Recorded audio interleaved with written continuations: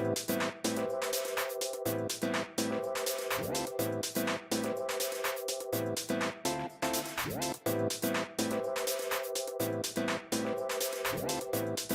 this part of the video, let's focus on working on the CreateAccountGUI class.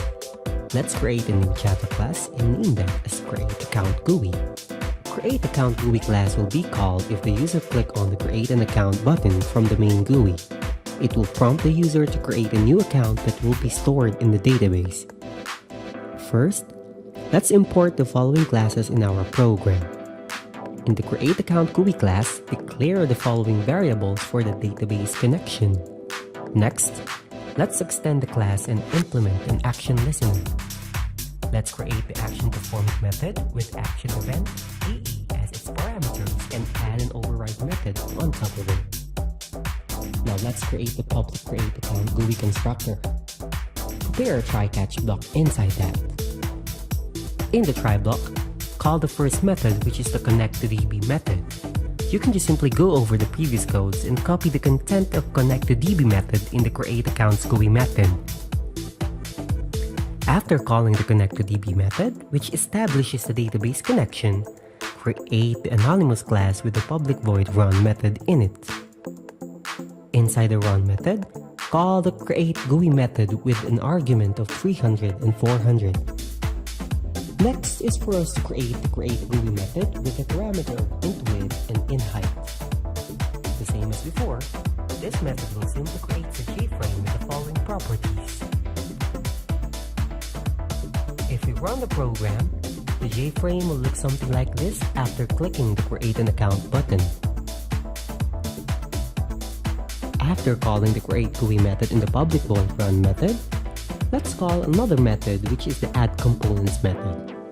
As you all know, this will now contain all of the components to be added in the JFrame. Below the CreateGUI method, declare the following variables to be used in the add components. Inside the add components method, declare a label for account name, PIN, and starting balance. Set the bounds of each label and add it to the frame. Now let's see how it looks like.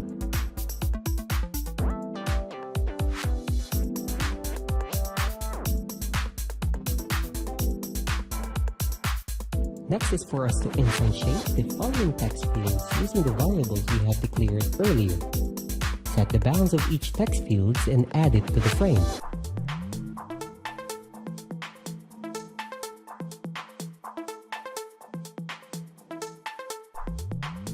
To complete the components in the JFrame, let's add the J buttons we declared earlier.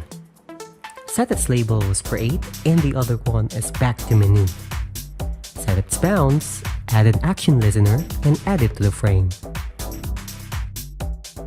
So if you run the program, it will now look something like this. Next thing we have to do is to work on with the action performed method.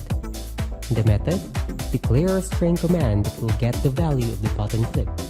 In this case, we have two different button clicks, which are the Create and Back to Menu. If the user clicks on Back to Menu button, it will go back to the previous screen.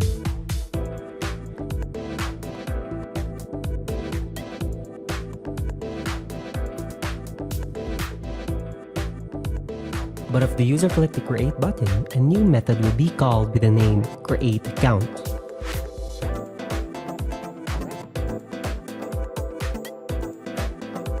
Inside the CreateAccount method, declare a string variable name, PIN, and a allowable balance.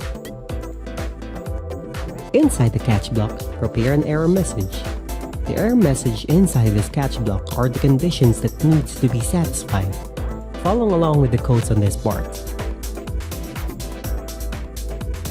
Inside the try block, let's give the value of the text fields and store it to name and PIN.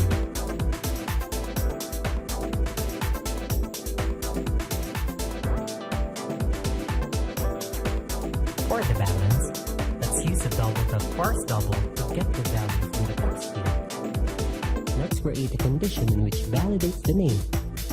It should not be empty. The algorithm for that is to simply check if the value from the text field's length is greater than 1. If yes, get the value of A. Next condition is for us to validate the PIN. PIN should be numbers in exactly 6 characters. If this condition was not satisfied, proceed with the catch block. To do that, first is for you to check the PIN's number of character. If it's not equal to 6, create a throwable error to be executed in the catch block. Let's create another if statement with this condition in output. After validating the PIN number, let's now create an SQL query.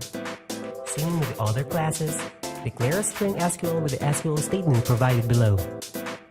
As you can see in the SQL statement is the insert SQL query. You should have a knowledge on how to use it.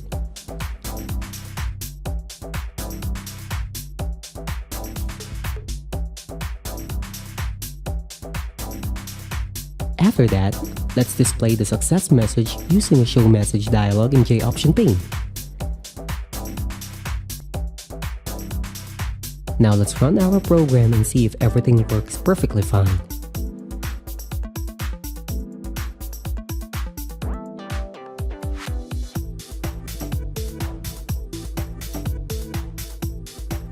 So as you can see, every time you create a new account, it will automatically store in the database and will be shown in the JTable that we have created earlier.